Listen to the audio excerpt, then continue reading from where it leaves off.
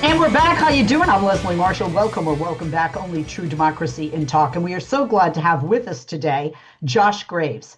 Josh serves as both an International Brotherhood of Teamsters Warehouse Division representative and also vice president of Teamsters Local 104. So he definitely has a lot on his plate. As a second generation Teamster from Atlas Warehouse, a third party logistics company that services Kroger, right? You've heard of them. I used to do voiceovers for Kroger in Houston, Texas back in the day. Can't make it up. He has been a Teamster for over 22 years and he's currently based in Arizona. So he's on the same coast as me, watching videos of all of you shoveling out of ice and snow. He has played a key role in securing some of the union's strongest contracts at Sysco, most notably the recent agreement at Local 690 in Washington, which provided Teamsters members with a wage increase of over 30%. I need him to do my TV contracts. I really do. My agent Elliot's going to get nervous when he watches this. Anyway, if you get more information, visit teamster.org for more info. Follow them on X and Instagram as well. Their handle is at Teamsters. And be sure to like them on Facebook at facebook.com/Teamsters. Mr. Graves, thank you for joining us. Do you prefer to be called Vice President Graves, Mr. Graves? Josh, what do you like? You can just call me Josh. I appreciate Okay. it. Okay. Sounds good, Josh. Thank you. Um, you know, you have had a string of big victories at Sysco lately, and we all know Sysco. I see those Sysco trucks, and I certainly see them delivered a lot of places like my kids' school. And this new Spokane contract, or Spokane, has a 34% wage increase. I mean, that's astounding. That's unbelievable. For people that are listening, for people that are watching, that sounds big to me. Somebody who is not doing this for a living, not working at Cisco. But for the people watching and listening, can you explain how big a deal that is in real life terms for not just these drivers, but for their families and obviously their communities as well? So about 5 years ago, when the leadership changed at the International, we took a much more aggressive approach with Cisco. Cisco wasn't always, giving those type of increases at the table. And we've been successful in the last 5 years with multiple strikes and bargaining language that gives us the ability to extend picket lines across the country. And some locations had those protections and others didn't. But it's been mandated by our General President, Sean O'Brien, to make sure that we're solidifying these in these contracts. And by doing so, it opens up and gives us more leverage with the employer because we can affect them in more locations if a facility decides to go out on strike. So with Spokane, Washington, their members overwhelmingly voted 100% to strike. And we were able to leverage that to get the increases as well as a reduction in healthcare cost, automation protection, a slew of other benefits. But the biggest is, I mean, a 34% increase over a 4-year contract, that's life-changing money. That's Oh, several $100s a week in that employee's paycheck to where they can, pay a car payment, help pay their bills as the cost of goods and groceries go up in this country. It drastically impacts those members' lives, and they see the benefit in being Teamsters. I see the benefit. Anybody should, because when you talk about the increase in prices, let's just look at beef, right? Beef, specifically ground beef, for an example. Just the increase in that alone, and how many people are using that a couple of times a week, even once a week, and your increase helps not only to pay for that, but then some, because if you just bring it up to where the increase in cost lies, that isn't as helpful. So this is astounding. Congratulations. I admire you. I take my hat off to you. And, to me, if I'm a corporation, I'm going to get nervous when I know a Teamster is coming and sitting down because you guys don't give up. You guys win. You have an incredible track record. And it almost seems like the longer these corporations drag their feet, the bigger the wage increase you get. You know what I mean? So maybe they should have just behaved in the first place. What changed that leverage? Speaking of that, I mean, workers there voted overwhelmingly to authorize a strike. You had mentioned striking before the deal. So, how much did that show of unity move the company to finally come back with a serious offer that you guys were willing not only to discuss, but eventually accept? Sometimes the threat is enough for a company to do the right thing. And so when 100% of your workforce says, if you don't put a deal on the table that we're willing to accept and we're willing to withhold our labor, that sends a very strong message. We also had 6 other locals throughout the country that sent strike intent letters that said if that picket line came to their facility, that they would honor it. And so the ability to mobilize the members in one location, but also get the support from other states is crucial, as well as the history of Cisco. We've not always had the best relationship, and we've had the strikes, and they know that the Teamsters, if they're going to take on that fight and actually pull their members out, that we're going to do it in the best way, and strategically hit them to where we have the most impact on them to get the leverage that we need at the table. The Cisco's not dropping their prices for the consumer, right? So when you go to any chain restaurants they service, the casinos, hospitals, schools, all of those types of businesses they services, those prices go up as well. And when those prices go up, Cisco is also making money. And the workers in this country are finally standing up and uniting and fighting and pushing back and getting a piece of that pie. Oh, absolutely. So much to cover with this, and I want to get to all of it. But just quickly, I know there are people out there that might think, oh, they threatened to strike. It's not an empty threat, one. And two, it's not something you guys throw out lightly. Could you just touch upon that briefly so people understand if you say, we vote overwhelmingly to authorize a strike, that's a big deal. That doesn't come lightly, and that's not a hollow threat. Absolutely. And we've shown in the warehouse division that we will strategically strike them, whether it's Cisco or any of the other employers we deal with. And the fact that they know that it's not an open-ended threat, that it absolutely, I believe, is our biggest leverage besides the members withholding their labor, to get these agreements that we've been able to achieve over the last several years. This goes beyond paychecks, right? I mean, you got, this incredible 34% wage increase, but it also has to do with lowering healthcare cost, better pensions, more vacation. Why are those pieces just as important as the raise itself to the workers So and under a employees? Teamster contract, you have the best benefits. We have in the West Coast, we have the Western Conference Pension Plan, which is the strongest multi-employer pension plan in the country. You have union health insurance, and in this contract with Local 690, we were able to reduce the cost share from the amount that the employee pays, and put that more back onto the employer, as well as protections against automation. With automation coming into technology into this industry, we have uniformity language that we've been achieving in Cisco as well as other employers, to protect our members' jobs for the future. You can't necessarily stop technology, but you can bargain protections under a Teamster contract where you have a voice on the job and actually a say so to protect your job for the future. This was a regional breakthrough, right? I mean, you helped land the first ever regional Cisco contract across Northern California and Nevada, and that covers more than what, 1,000 workers. So, 1,000 is workers. negotiating across multiple locations a game changer? And if so, why? So now to spin to North Cal, where you had three locals come to the table, Reno, the Bay Area, and Redding, three different markets that Cisco does very well in, all sit at the table with Cisco and say, we want to be under one contract. We want to have the standards for wages, for benefits, for working conditions to be equal.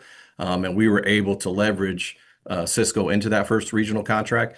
And they also saw an over 30% increase in wages, increases to their pension, automation language, and some of the other protections we've gotten across the country. And it's the first ever regional contract. My counterpart, Ray Torres, which is a warehouse rep with me, led those negotiations, and I kind of worked the backside of it. But it was a huge victory for the Teamsters as well as those workers that work under those three locations. People watching and listening, they really gravitate toward interviews and subjects where they feel they can totally relate. And I know that you have heard numerous stories, and I was wondering if you could share one of those stories of someone you represent whose life really changed because of one of these contracts, because I know people watching and listening will really relate to that as well. Absolutely. So I work in Arizona, which is the right to work state. Our Cisco facility, we have a little over 400 members, and they're members by choice. So under the law, they have the right to join a union or not. And our members there were 100% Teamsters. They choose to be members. And I'll pivot to their their competitor, which is US Foods, that's right down the street. When I first inherited that contract, these employees didn't have union health insurance. They didn't have union pension. After, through multiple negotiations, they have free Teamster health insurance now. That takes care of themselves, their family. They have a solid retirement because they have the Western Conference pension plan that pays out to the member or the spouse if the member were to pass away once they retire. And our pension plan in the West is, like I said before, the best of the best. And you're not going to get that from a non-union employer that makes you pay a percentage into a 401k. Our pension plans are employer contributed, so the employees don't pay out of their paycheck. So that puts more money in their pocket to take care of their families, to pay their bills, and that's the key benefits in a Teamster contract. And more as we grow the density in Sysco, that has also given us this leverage. 5 years ago, we probably had 40% of their locations. As of today, we represent 70% of Sysco's locations. 40 out of 66 we represent that are Teamsters facilities. We have all of their largest facilities, and we believe will continue to grow. And so when we do have these big contract wins, that spurs organizing campaigns, because the non-union facilities hear, what they're getting paid and what they're missing out on, and see the benefit in working under a Teamster contract. And we're going to take a break. No joke. One of my best friend's husbands went from US Foods to Sysco. Shortly after he went to Sysco, he's diagnosed with cancer, and thank God everything worked out. But if it hadn't, it would have been a game changer for his family. So different night and day. So just, again, another example. This affects real lives in a positive way. When you have an organization, a union like the Teamsters, so strong and willing to fight so hard and so long for the betterment of these workers. I'm Leslie Marshall. We'll be back with you right after this.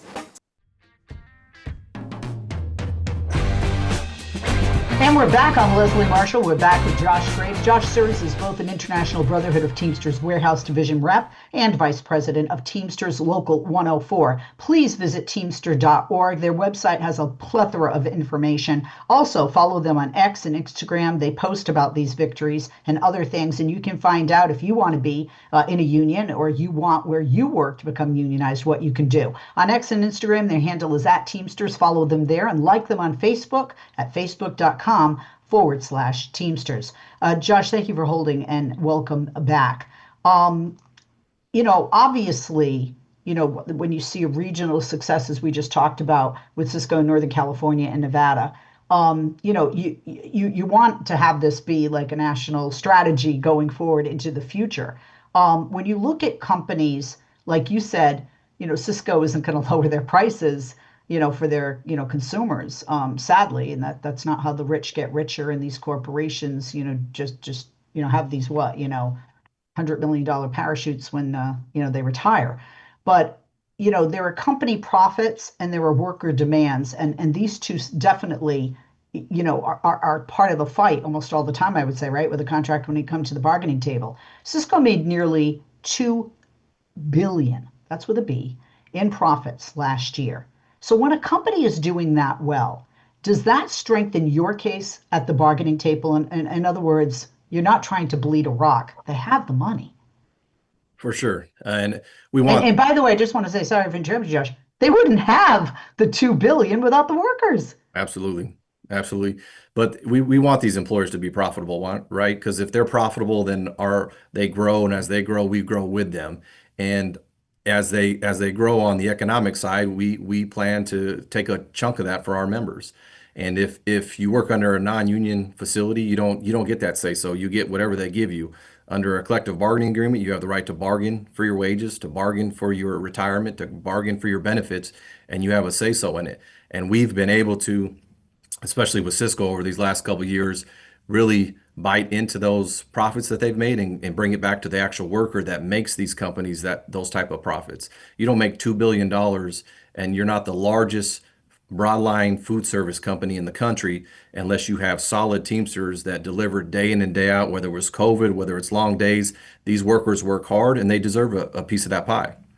Oh, no, absolutely. And I'm just wondering, like, I would imagine, because you can bring up these types of numbers for almost any bargaining session with any corporation, right? These corporations make a lot of money.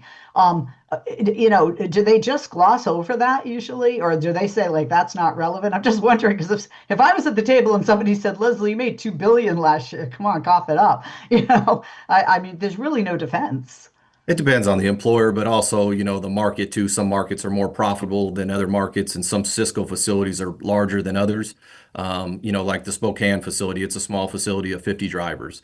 And but they got a substantial increase and a very good contract. If you take the North Cal agreement, you're talking over 1,000 workers that represent a whole market, the whole North Cal and Yeah. Reno, Nevada, Yeah. that are very profitable. I mean, if you've been to San Francisco, the Bay Area, everything is a lot more expensive than here in like my backyard of Arizona, right? So there, Cisco is in those areas that are even more profitable, but you have to look at them as a whole, right? Because as they grow in different markets that they may not have a bigger input, and maybe they're one of their competitors, U.S. Foods or Performance Food Group, are in those markets. Cisco does very well, and we're glad that Cisco's turned over a new leaf and is willing to bargain these fair contracts. Not to say that it's easy at all, because we've had to push them all the way up until that point. Each one of these negotiations over the last year and a half, and we plan to continue to do so. We have a great leader at our general president, Sean O'Brien, as well as Mhm. our warehouse division director, Tom Erickson. I enjoy working under both these individuals, and they are more militant and aggressive than we've Yeah. had in years past. Like I said, I'm a 22-year Teamster. My dad had 37 years with the Teamsters. I walked a picket line with my dad in 1999 when they took on Kroger. And the union approval rating is at the highest it's been in years. And I believe it's going to continue to grow as long as we can continue to fight and represent our members at the highest level and then deliver these type of contracts. Well, I know with President O'Brien at helm you will. He's a fellow Bostonian, and we're just really tough. His initials, SOBs, right? Anyway, speaking of that, I mean, there is, growing strength here, right? I mean, the Teamsters representation at Cisco has grown from around 40 to 70% in just 5 years, and you got more of a percentage and an increase than your growth, almost, in the 30s, right? 34% for that, 30% in growth just in 5 years. What does higher union density give you?